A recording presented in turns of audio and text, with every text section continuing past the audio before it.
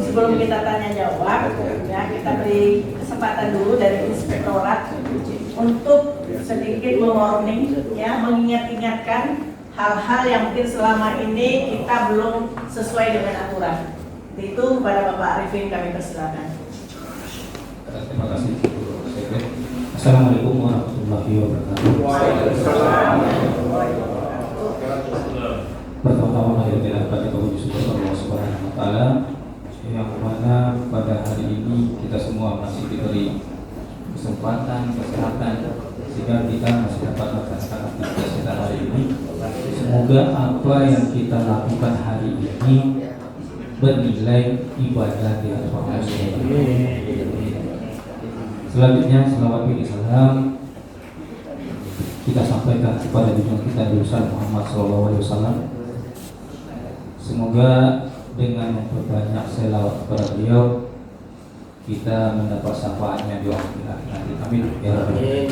Yang kami hormati Bapak Ibu Sekretari, Bapak Kabid, Bapak-bapak pendamping, Bapak Ibu Camat serta Bapak Ibu Kepala Desa yang hadir pada kesempatan ini.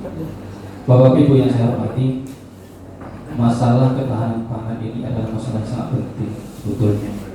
Ini sebetulnya keinginan pemerintah itu untuk ketahanan pangan itu adalah kuncinya adalah bagaimana desa itu mampu menyediakan pangan dari hasil produksi sendiri, ya, itu kuncinya Pak.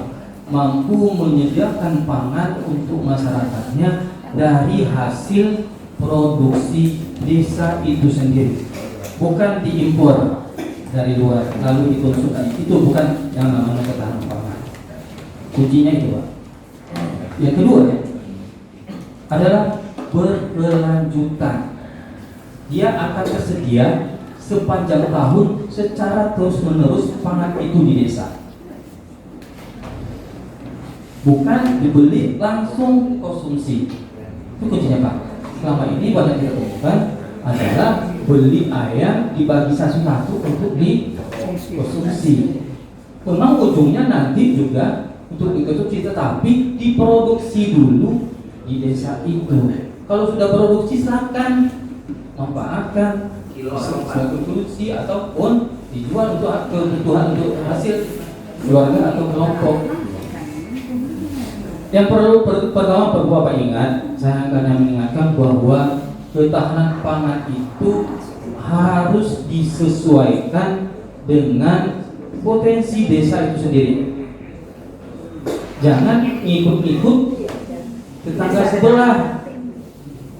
Karena banyak kami jumpai Pak, sebetulnya dia tidak potensi untuk melihara sapi, tetapi karena desa sebelah beli sapi, dia ikut beli sapi.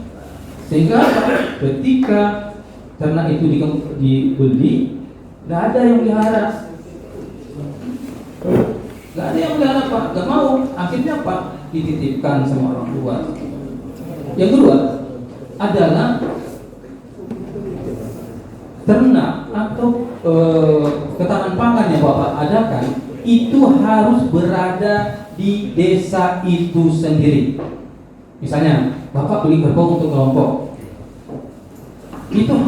kerbau itu harus diternakkan di desa itu, jangan di desa tetangga.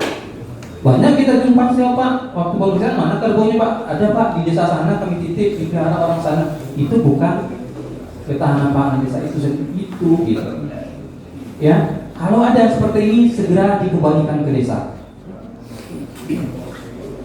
Ya, kalau ada seperti ini kami temui Pak, hal seperti ini. Silakan secepatnya dikembalikan ke desa itu. Yang ketiga, perencanaannya Pak. Perencanaan ketahanan pangan desa ini harus betul-betul direncanakan sedemikian rupa. Karena apa? Banyak kita temui ketika pengadaan di APBDes itu yang calon penerimanya belum ada, sehingga ketika APBDes cair dibeli nggak ada yang nerima, gitu. Dicari-carikan, sehingga apa? Yang menerima bukan orang yang kompeten.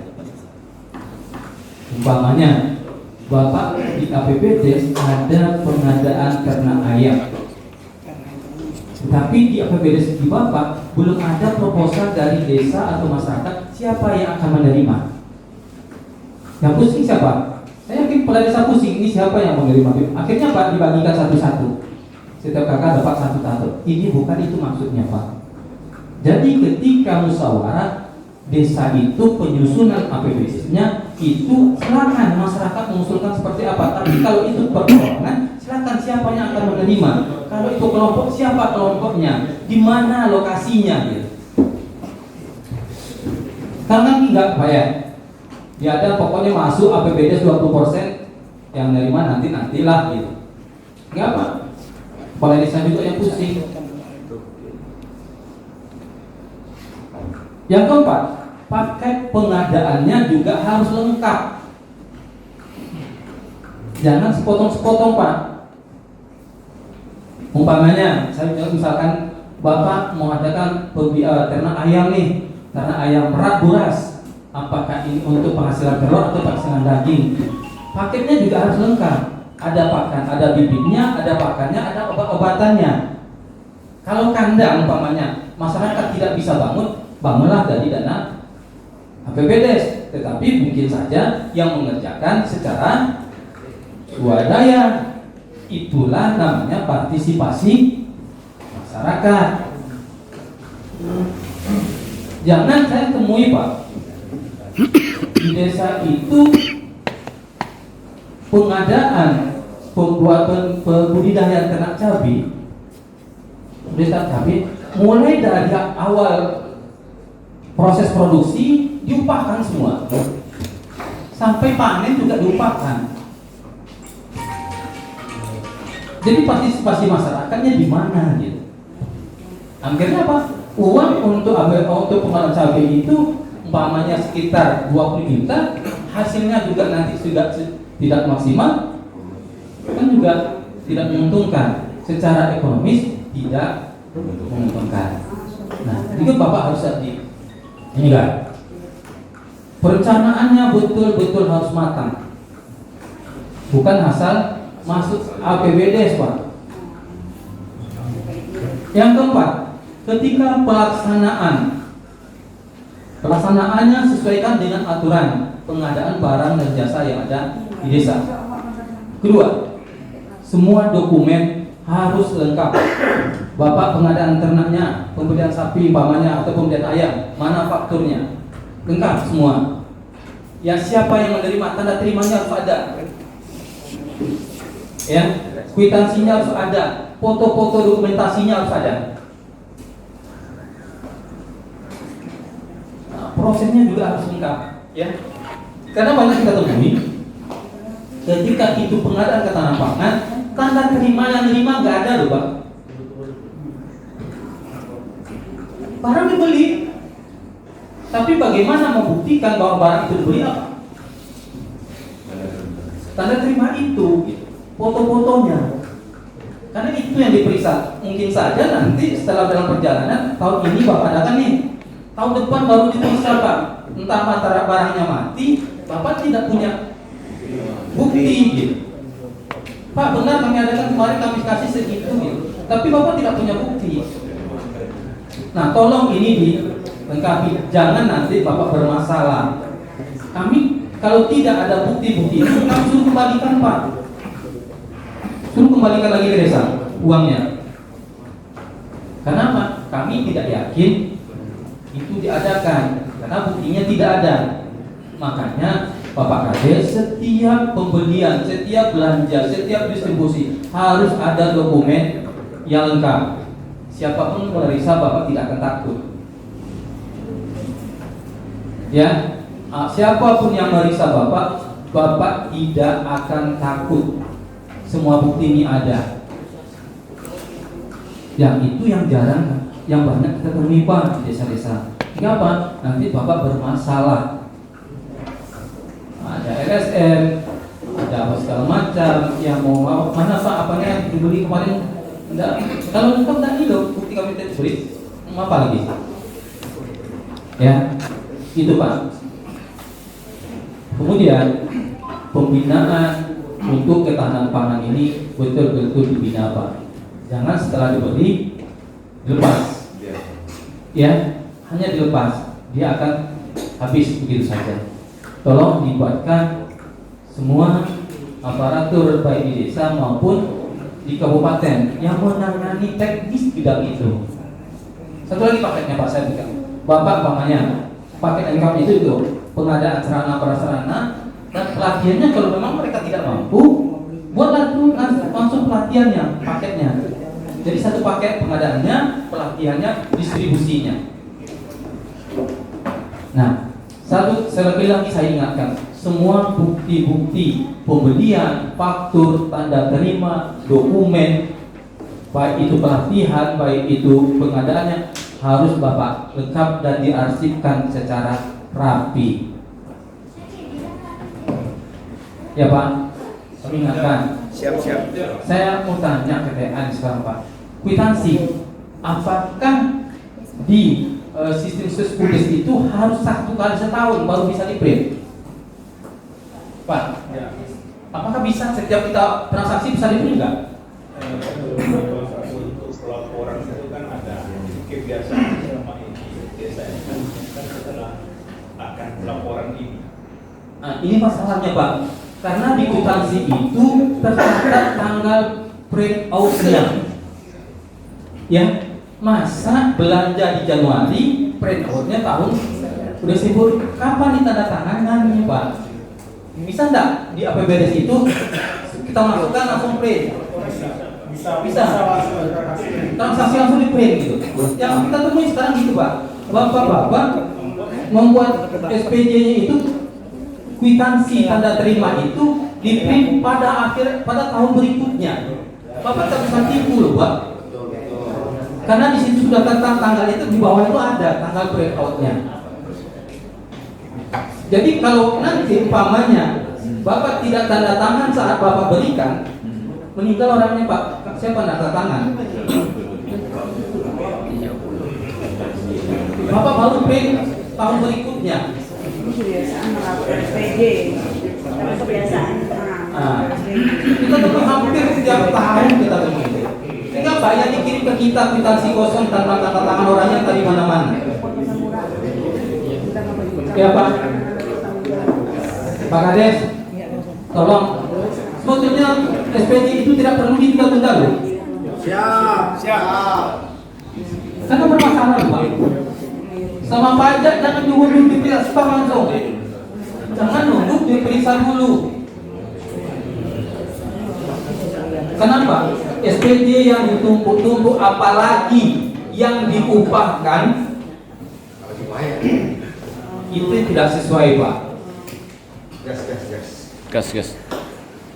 Yang berikutnya, anggaran yang di APBDes itu tidak mesti sama dengan di kwitansi. APBDes itu bukan untuk habis-habiskan Pak. Kalau memang harganya di bawah, kenapa harus habiskan?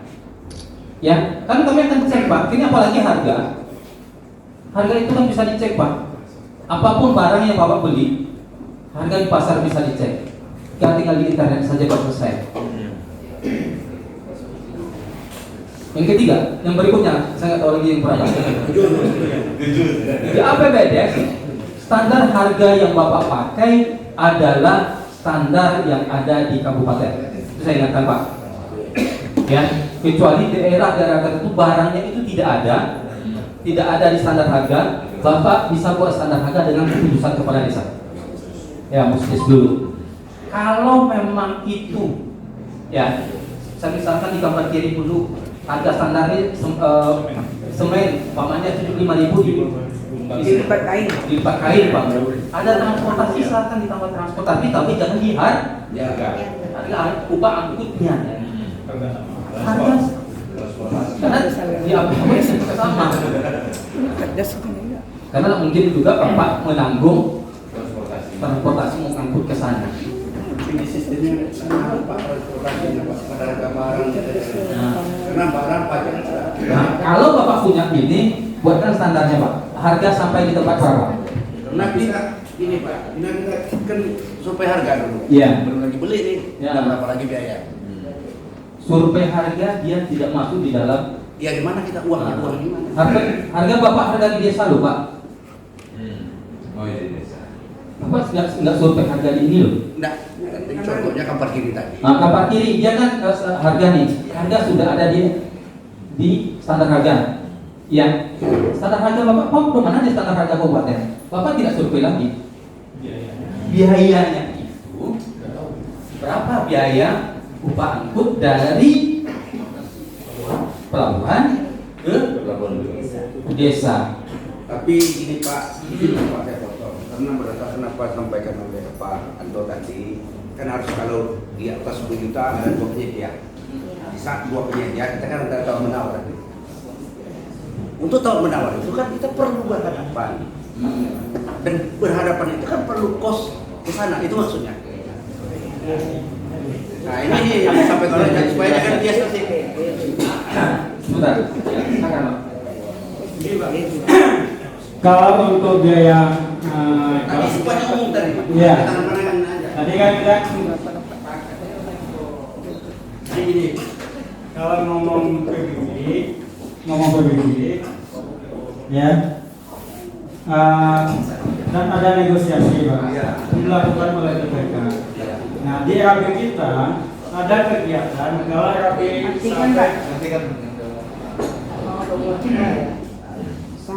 kalau RAP kita sampai dengan 50 juta, maka UPTPK itu 5%. Nah, 5 yang di atas 50 juta sampai 200 juta itu 4%. Di atas 200 juta itu 3% UPTPK. Dalam 5%, 4%, 3% ada biaya untuk personal TPK. Salah satu kegiatannya adalah untuk negosiasi. Di dalam itu Pak, ada biaya TPK ya. Iya.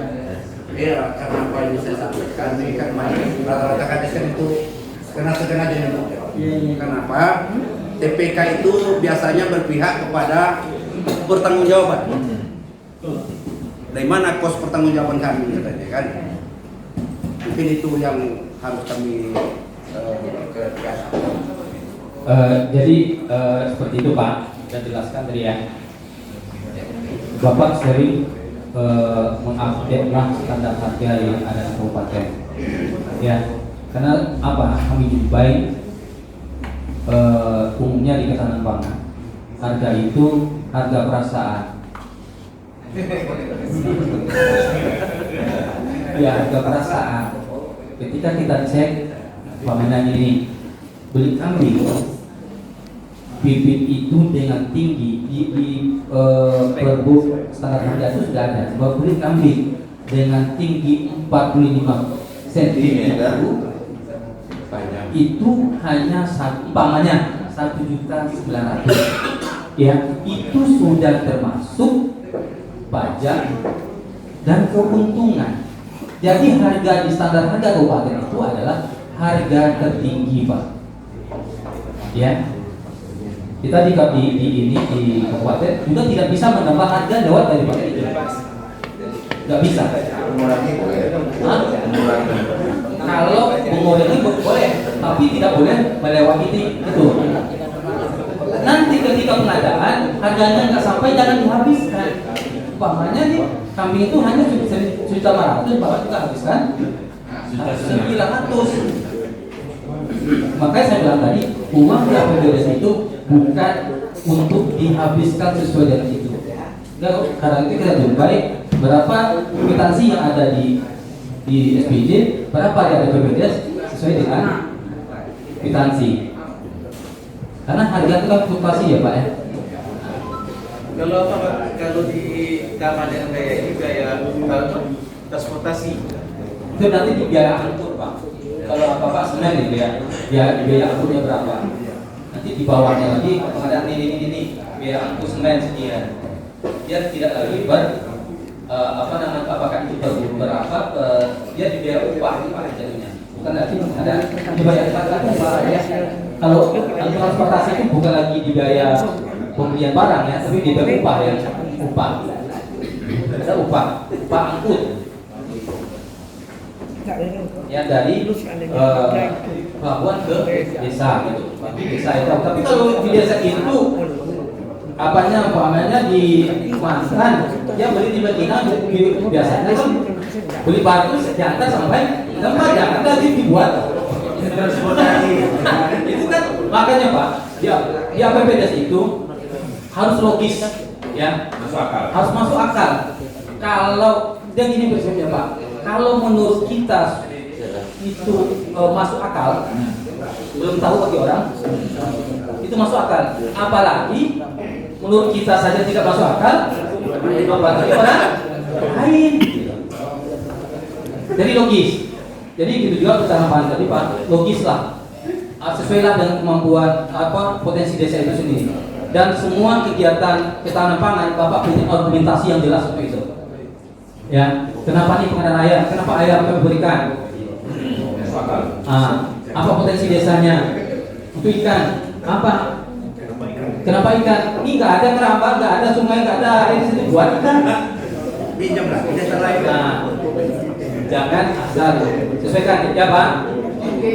Dia ini Bapak harus tertib.